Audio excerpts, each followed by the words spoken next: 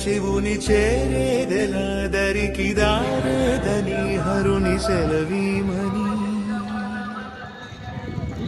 నీదే కదా తను నీవే కదా అణు నాదేది నీ దరికి నన్ను చేరని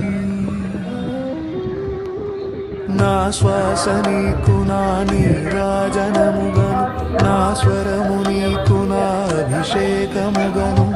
ఈతను నీకు నా నైవేద్యముగను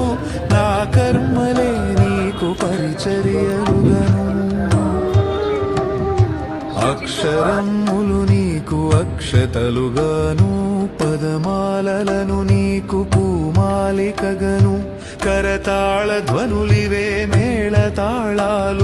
సేవించనా నిన్ను నీ భక్తునిగను